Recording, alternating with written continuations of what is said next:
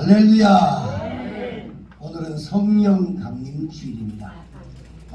예수님 부활하신 이후에 50일째 되는 날이 바로 이 성령 강림 주일인데 오늘이 바로 그날입니다. 세상에 예수님이 오신 것이 정말 복된 일입니다. 그리고 또 성령께서 또 강림하신 것도 우리에게는 정말 큰 축복인 줄 믿습니다. 신앙의 삶은 이 성령과의 만남의 삶이고 체험의 삶입니다. 그래서 신앙의 삶이라고 한마디로 말하면 하나님의 영을 지니고 살아가는 삶이다. 이렇게 얘기할 수가 있습니다. 성령이 내게 임하는 그 순간부터 나는 놀라운 기적을 경험하게 됩니다. 그리고 어떤 기적이 일어나냐 하면 오늘 본문에 나오는 베드로를 보면 잘 알 수 있습니다. 성령을 받고 가장 극적으로 변한 사람이 누구냐면 바로 베드로였습니다. 그런데 이 베드로는 여러 번 실패를 경험했던 사람이었습니다. 베드로는 아주 성격이 급한 사람으로 낙인이 찍혀 있었고 그리고 극렬한 이런 성품을 가지고 있습니다. 근데 예수님이 십자가에서 죽으실 때를 전후에서 여러 번 실패를 경험했던 사람 중에 한 사람이었습니다. 도망가고 부인하고 그리고 문을 잠그고 숨어 있다가 고향으로 도망쳐 내려갔다가 그리고 거기서 부활하신 예수님을 만나고 나서 다시 예루살렘으로 돌아와서 강림하시던 성령을 받고 나서 베드로는 비로소 진짜 베드로가 됩니다. 그리고 나서 이 베드로가 그 예수의 부활을 전하기 위해서 거리로 뛰쳐나갑니다. 사람들이 운집하고 있는 곳마다 가서 그가 외치기 시작합니다. 그 말씀이 오늘 우리가 읽었던 본문 중에 이 38절의 말씀입니다. 베드로가 이르되 너희가 회개하여 각각 예수 그리스도의 이름으로 세례를 받고 제사함을 받아라. 그리하면 성령을 선물로 받으리라. 이것이 이제 그가 성령 충만이 임하고 그리고는 수많은 사람들에게 외쳤던 바로 말씀이었습니다. 자, 이 설교를 했더니 그 말을 듣고 사람들이 세례를 받으며 그날에 믿는 사람이 3천이나 되었다 라고 하는 역사가 나타났습니다. 정말 기적 같은 일이 일어난 겁니다. 사람이 어떻게 이렇게 변할 수가 있을까요? 실패투성이었던 베드로가 이제는 그 입으로 선포했더니 수많은 영혼들이 주께로 돌아오는 놀라운 역사를 만들었습니다. 성령은 여러분 사람으로 하여금 이렇게 역동적으로 만들기를 여러분 주저하지 않습니다. 그래서 앉은 자리에서 그대로 일어나게 하시는 것이 바로 성령이 하시는 일입니다. 실패의 자리에서도 일어나게 하고 그리고 움직이게 만듭니다. 뿐만 아니라 의기소침하던 사람이 이 베드로같이 입을 열게 하시기도 하시는 겁니다. 입을 열어 전도했더니 한 번에 3,000명이나 회개하고 그리고 그날의 세례를 3,000명이나 세례를 받았다라고 얘기를 합니다. 자, 이 같은 변신이 과연 여러분 가능하겠습니까, 여러분? 이 같은 변신은 성령 안에서만이 가능한 것입니다. 자, 실패의 자리에서 넘어진 자리에서 그리고 다 꺼져가서 완전히 불 수도 없는 것처럼 보였던 그 죄에서 어느 날 불꽃으로 타올라오는 이러한 변화를 경험하게 되는 것입니다. 성령이 함께 임하시면 얼마든지 이렇게 될 수가 있는 것입니다. 초라하면서 영광으로 실패해서 승리의 자리로 그리고 또한 무능에서 열정으로 죄에서 불꽃으로 타오를 수가 있게 되는 것입니다. 그리고 죽음의 자리에서 생명의 자리로 지옥의 자리에서 하나님의 나라로 그 생명이 옮겨질 수가 있게 되는 것입니다. 자, 이것이 성령이 하는 일입니다. 성령이 내게 임하시기만 하면 얼마든지 이런 일들은 우리의 생활 범사 가운데 일어날 수가 있게 되는 것입니다. 문제는 내가 그 성령께 나아가느냐라고 하는 것이 바로 문제인 것입니다. 내가 성령께 나가기만 하면 이런 변화는 얼마든지 우리에게 일어날 수가 있게 되는 것입니다.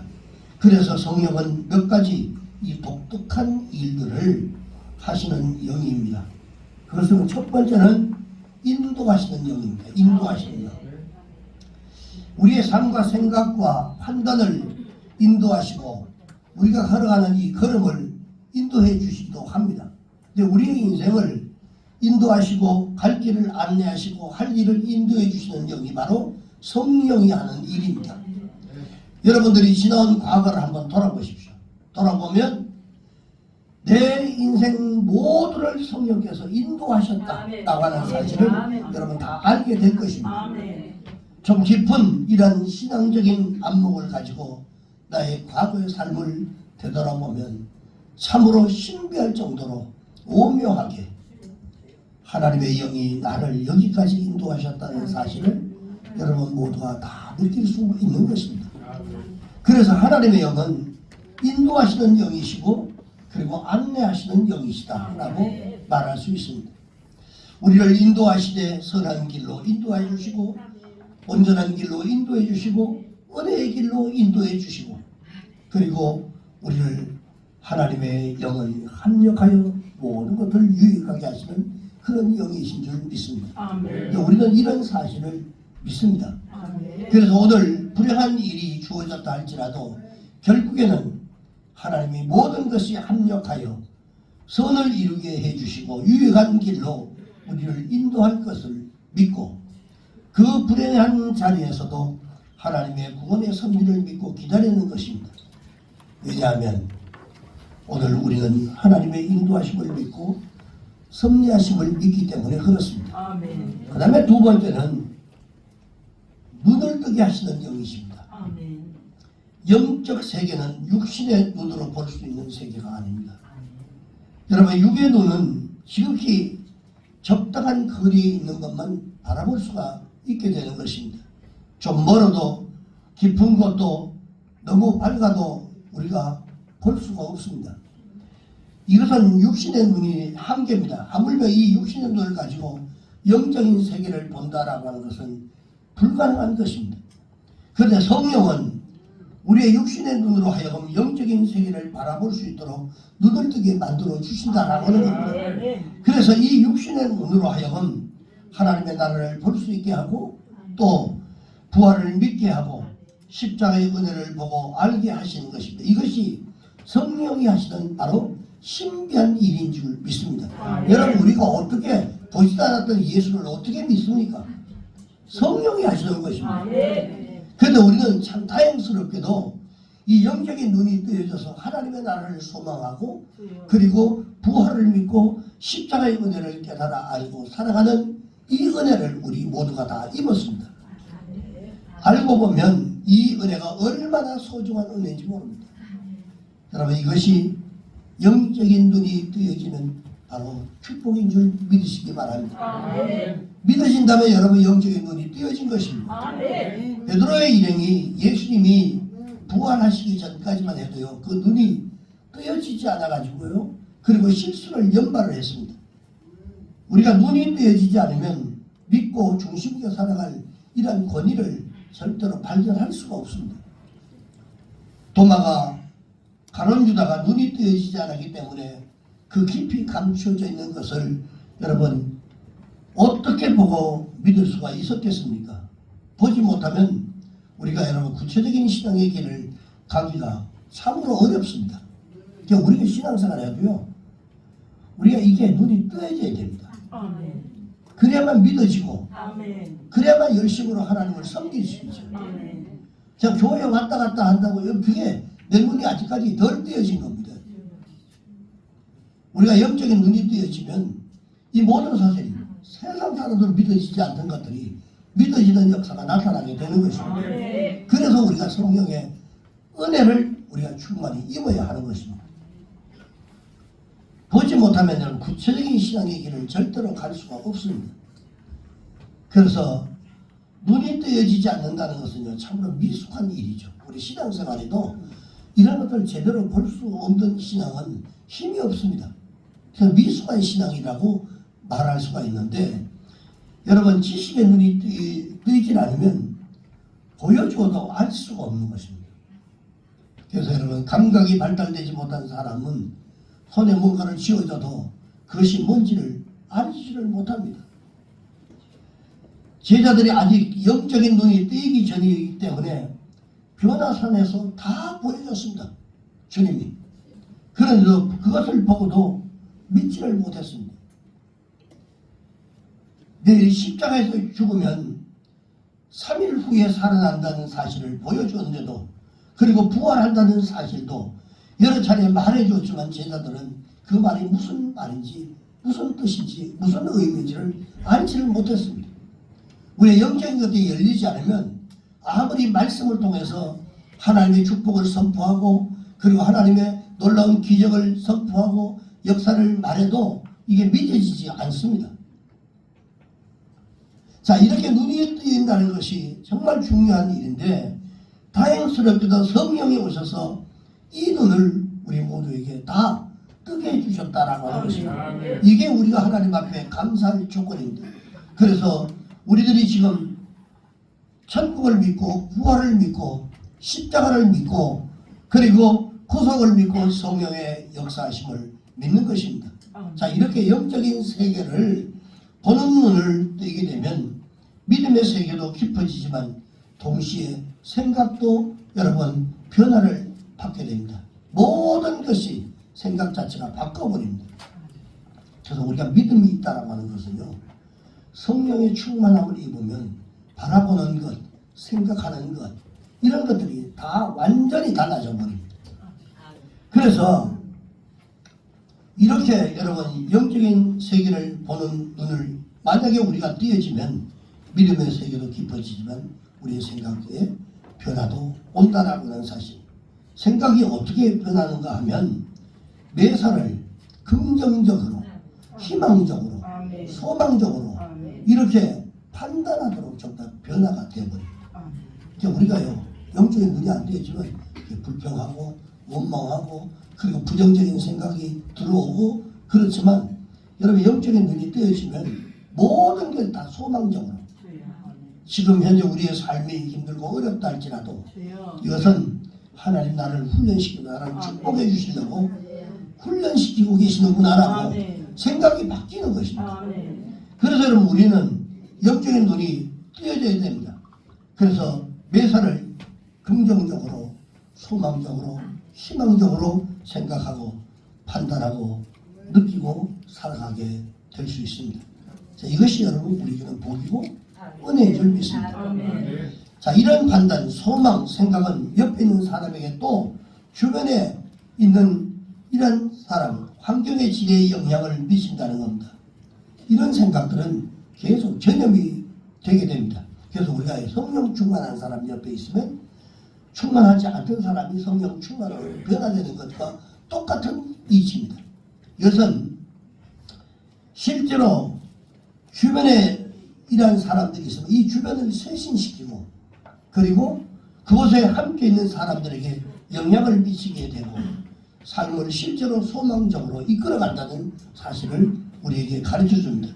성령은 소망의 영이시고 미래의 영이시고 은혜의 영이신 줄 믿습니다. 매사를 긍정적으로 생각하고 살아가는 것도 성령이 주시는 은혜인 줄 믿습니다. 저는 여러분 모두가 이런 영적인 눈이 띄어져서 이런 삶을 살아가기를 주님의 이름으로 축원합니다. 자연적으로 인간은 누구나 다 불평하고 원망하고 그렇게 살아가도록 인간이 그렇게 구조가 그렇게 되어 있습니다. 원래. 그런데요, 그럼에도 불구하고 내가 매사를 긍정적으로 생각하고 소망적으로 판단하고 말하고 그리고 살아가는 것도 성령이 주시는 은혜인 줄 믿습니다. 오늘 여러분 우리가 긍정적인 말을 하고 그리고 축복의 말을 하고 은혜의 말을 하는 것, 이것도 성령이 주시는 것입니다. 성령이 내게 주셨기 때문에 여러분 감사하시기 바랍니다.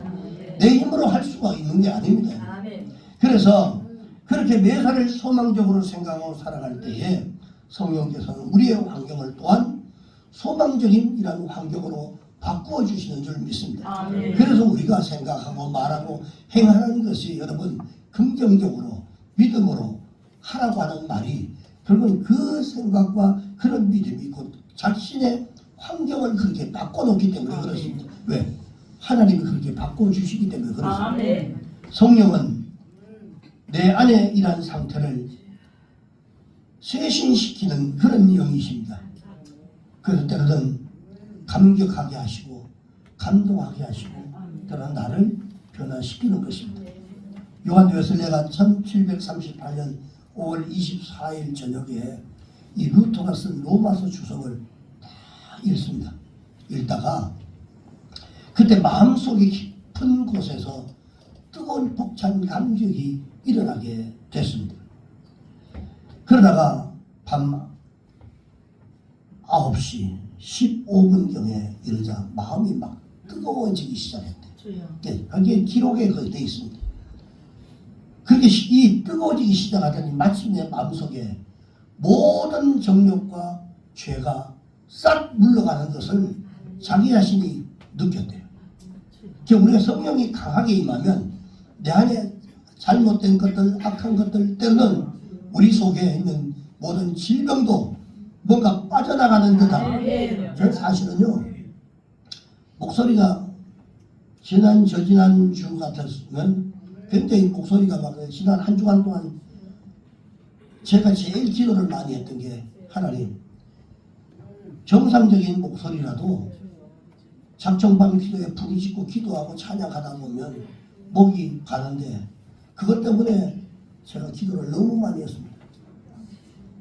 그런데도 그 전주보다는 아마 덜하다는 것을 여러분 느끼셨을 거예요.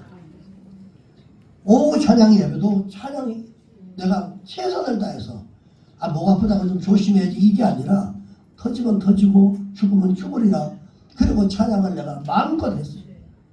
근데 어떤 때는 집에서 아침에 막 가다 보면 목에서 피가 올라오기도 하고 그래요. 이게 뭐야. 근데 퍼뜩 생각이 뭐냐. 하나님이 이러다가 또 수술도 안 하고 그냥 이렇게 그냥 그게 뭐 골반 터져가지고 그냥 이렇게 해서 상 없애려고 하나. 그 생각을 하고 계속 하나님 나 그렇게 되기를 원합니다 기도하고 있었어요. 근데 그때 이후부터 하여튼 목소리가 좀 쉬는 게 적어졌습니다. 치료하시는 줄 믿습니다. 할렐루야. 네, 성령이 하시는 일입니다. 사람의 힘으로 할 수 없는 겁니다. 그래서 저 목이 또 잠기면 또 어떡하나 이러고 그냥 살살 부르고 그런 게 아니라 저는 원래 또 이렇게 최선을 다하고 또 찬양은 그렇게 최선을 다해서 불러야 여러분 은혜가 됩니다. 부른 사람이 벌써 마음으로 최선을 다해서 부르면 한 소절만 벌써 이게 부르면요 은혜가 확 들어와버립니다. 여러분 다 경험하는 거예요. 자, 이게 모두가 다 성령이 하는 일이란 말이죠. 그래서 그가 그 안에 있었던 마침내 뜨거워지기 시작한 성령이 강하게 이 웨슬레 속에 들어와서 마음에 막 뜨거움을 주시더니 정욕과 죄가 물러가는 것을 느꼈다라고 그가 그렇게 기록을 하고 있어요. 그 순간 온 마음이 기쁨으로 충만해지는 영적인 경험을 하게 됐습니다라고 그가 그렇게 고백을 합니다. 자, 이것이 계기가 되어가지고 웨슬리는 성령 운동을 시작하게 됐고 그리고는 마침내 부패와 타락으로 얼룩진 영국을 건져내는 역사를 만들어냅니다. 여러분 이것이 성령의 역사입니다. 그래서 여러분 성령을 능력의 상징으로 때로는 말하기도 합니다. 성령을 받으면 능력이 나타난다 라고 하는 말도 똑같은 얘기입니다. 그래서 이런 그 성령의 역사가 임하면 내 속에 아팠던 것들이 순식간에 사라질 수도 있어요. 우리는 이것을 기도해야 되는 겁니다. 하나님 성령께서 내 몸에 들어와서 악하고 들어온 병마들도 다 예수의 이름으로 치료되게 하시고 그리고 내가 무능했던 내가 지혜로운 자로 살아갈 수 있도록 해달라고 여러분 그 기도 하셔야 됩니다. D.L. 무대가 34살 때에 11월 어느 날 뉴욕의 거리를 거닐고 있었어요. 그때 걸으면서 무디는 성령이여 나를 강하게 붙들어 주십시오. 그렇게 무시로 성령 안에서 기도하듯이 걸어가면서 성령이여 나를 강하게 붙잡으소서 하면서 계속 걸어가는데 그러자 그 입에서 갑자기 방언이 터지면서 성령의 능력을 덧입게 됐다라는 고백을 합니다. 그래서 무디는 그 능력에 힘입어 가지고 전무후무한 전도자의 삶을 살아가게 됩니다. 또한 찰스 피디라고 하는 이 전도자는 성령을 체험하고 난 이후에 19세기 2차 대전 때 미국에서 대각성 운동을 펼칩니다. 그때 그 사람이 그의 눈으로 사람들을 바라보기만 하면 그 사람을 봤던 사람은 회개의 눈물이 그냥 쏟아져 나오는 역사가 나타났대요. 그래서 자기가 그런 성령의 능력을 받으니까 그 사람이 찰스 피니가 쳐다보는 사람마다 순간 성령의 역사에서 회개가 터지는 역사가 나타났대요. 그래서 그가 설교할 때는 사람들이 때로는 구르기도 하고 그리고 또 때로는 뭐 말할 수 없는 이런 몸짓을 하는 이러한 현상들이 일어났대요. 오늘 본문에 보니까 성령을 체험한 후에 이 베드로가 설교할 때 이 3,000명이 회개했다고 오늘 본문에 기록하고 있습니다. 근데 성령은 인도하시기도 하고 복창 감격도 주시지만 그러나 때로는 능력으로 나타나시기도 한다는 사실을 우리가 알아야 됩니다. 그래서 우리는 성령을 입어야 돼요. 그래서 성령이 함께 하실 때 이런 변화가 일어나는 줄 믿습니다. 그리고 성령은 마지막 네 번째는 성령은 하나님의 일을 하게 만드십니다. 하나님의 일은 전도와 선교하는 이런 일인데 전도와 선교는요 절대로 사람이 하는 게 아닙니다. 한 영혼을 구원하는 것은 사람이 절대로 할 수 있는 게 아닙니다. 그래서 여러분 내가 잘한다 못한다 그게 아니라 그냥 하나님 내가 오늘 좋은 영혼들 그런 한 영혼을 만나게 해달라고 기도하고 그냥 물론 그런 뭐 내가 뭐 한다 이런 생각하면 안 됩니다. 그냥 나가면 되는 거예요. 나가면 때를 얻든지 못 얻든지 예수 믿으십시오. 구원 받으십시오. 이 말은 할 수 있으니까 그 말을 하면 성령께서 상대의 마음을 사로잡는단 말이에요. 자, 이 문제는 순전히 하나님의 영이 하는 일인데 목회는 목사가 하는 게 아닙니다. 제가 목회하는 건 아닙니다. 어떤 작은 교회든 큰 교회든 목사가 목회하는 게 아닙니다. 성령이 하시는 거예요. 성령이. 저는 어제 그래도 난 사모님한테 이런 얘기를 했어요. 교회가 토요일 되면 참 이게 서로 먹고 그냥 청소하고 그리고 이런 분위기 이런 분위기 여러분 사람이 만들려고 되는 게 아닙니다. 그리고 이런 환경이 되기까지 얼마나 많은 시간이 어떻게 흘렀는지 여러분 자연스럽게 하나씩 한 사람 한 사람 헌신하는 마음과 그리고 자신을 아낌없이 시간을 내어주는 이런 사람들을 통해서 이렇게 되는 거예요. 그래서 이런 분위기가 여러분 교회마다 다 있는 거 아닙니다. 여러분. 너무 감사하다라고 내가 어저께 사실은 사모님한테 그렇게 얘기를 했어요. 어떤 교회는 그런 분위기 만들고 싶지 않아서 안 하겠습니까? 여러분 다 하고 싶지만 그게 그렇게 쉬운 게 아니라 저는 여러분 모두에게 정말 진정으로 감사하는 것은 제가 솔선수범하고 스스로 헌신하고 수고하고 애씀이 있어서 이런 환경 이런 것들을 바로 만들었다 저는 그렇게 생각을 합니다. 그래서 여러분 하나님이 목사를 통해서 교회에 부흥을 하게 하시고 사역하게 하시는 거예요.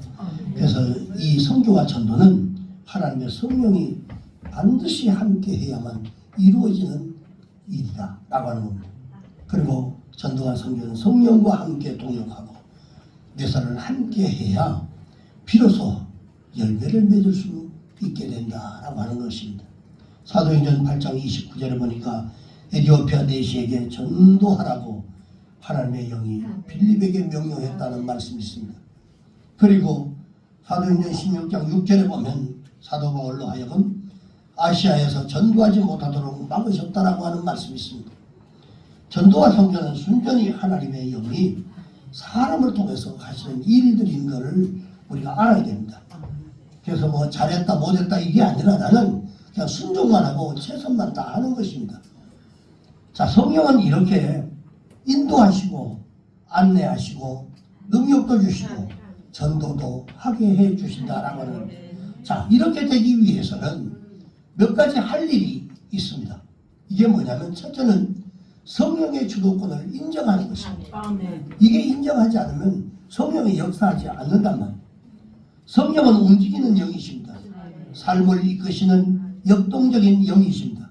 그래서 이러한 역사적으로 보면 많은 사람에게 나타나셔서 움직이시고 또 사용하시고 그것을 또 그 사람들을 활용해 주셨어요. 하나님의 영은 지금도 사람들을 불러내시고 활용하시고 사용하신 줄 믿습니다. 여러분들도 여기에 이 자리에까지 나와 함께 것도 모두가 성령의 인도하심이 있었기 때문에 가능한 줄 믿습니다. 여러분 모두가 여기에 이 자리에까지 와 함께 된 데는 누군가로부터 인도함을 받고 안내받고 오셨지만 그러나 성령은 그 사람을 통해서 여러분들을 여기 이 자리에까지 나오게 하신 것이라고 하는 사실을 믿으시기 바랍니다. 그것을 믿는 것이 성령의 주도권을 인정하는 것입니다. 범사의 그를 인정하라. 내가 여기에 있는 것도 하나님께서 누구를 통해서라도 내가 스스로 왔다도 그는 성령께서 나를 교회에 가도록 인도해 주셨다라고 이것을 여러분 성령의 주도권을 인정하는 것입니다. 두 번째는 성령과 인격적으로 동행하는 일입니다. 성령을 우리가 바로 이해하는 것이 대단히 중요한데 성령의 역사를 여러분 우리가 이런 힘으로 이해하고 능력을 주시는 분으로만 절대로 이해해서는 안 됩니다. 성령은 능력을 주시고 뭐 힘을 주시고 또 뭐 이런 것들로만 우리가 생각하는데 여러분 물론 성령은 힘으로 다가오시고 능력으로 다가오시지만 그러나 그 성령과는 인격적으로 동행하는 삶이 더 진정한 신앙인의 삶이라고 하는 거죠. 성령은 인격적인 삶입니다. 사람과도 여러분 인격적으로 대화가 되면 서로가 관계가 더 깊어지고 그리고 이웃과도 인격적으로 대하게 되면 더 좋은 이웃이 될 수 있는 것처럼 성령과의 이런 관계 역시 또한 이 인격적인 관계의 삶이 대단히 중요하다라고 하는 거예요. 그리고 신앙인이 이렇게 성령과 인격적인 관계를 맺지 못하고 무시하고 살면 성령의 생각은 없어지고 육신의 정욕에 이끌려 살아갈 수밖에 없게 됩니다.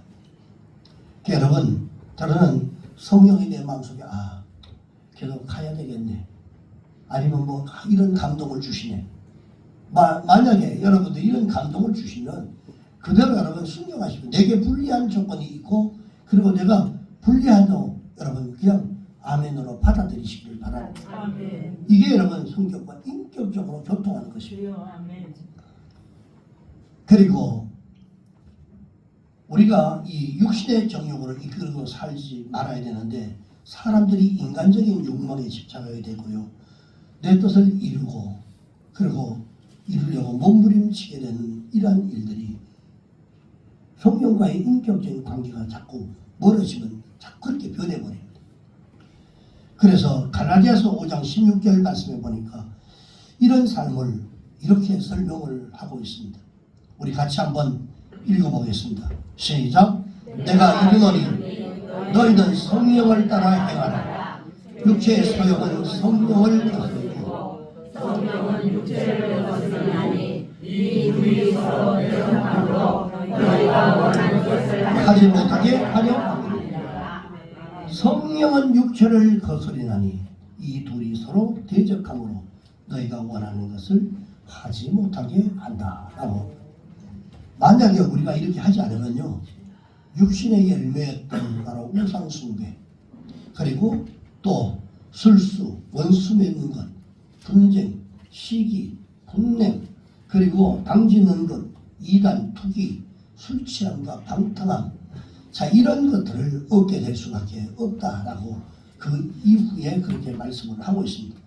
로마서 8장 5절에 보니까 육신을 따르는 자는 육신의 일을 영을 따르는 자는 영의 일을 생각한다라고 말씀을 하고 있습니다. 신앙은 여러분 성령의 내주하심과 그리고 내재하심과 동력하심을 우리 신앙인은 절대적으로 입어야 합니다. 그리스도인은 성령의 강한 내주하심과 인도하심을 받아야 그러고 살아갈 수가 있습니다. 그래야만 그 사람이 신앙인이고 그리스도인이고 하나님의 사람으로 살아갈 수가 있습니다. 자, 그럴 때에 무능하기로 소문났던 베드로가 하루아침에 능력의 사람으로 변화되듯이 하나님의 사람으로 변화받아 살아가게 되는 것입니다. 그리고 다 불이 꺼져가지고 소망이 없는 것 같은 그 죄에서 실패의 자리에서 불꽃으로 타오르는 기적이 나타나게 되는 것입니다. 나는 소망이 없다. 나는 다 끝났다. 나는 별 볼 일 없다. 그게 아니라 다 꺼져 있는 것 같아도 그 속의 죄에서 불꽃이 살아나는 이 역사는 성령의 역사밖에 없습니다. 아멘. 여러분 성령으로 충만하시고 아멘. 여러분 모두가 그렇게 되시기를 주의 이름으로 축복합니다. 아멘. 기도하겠습니다.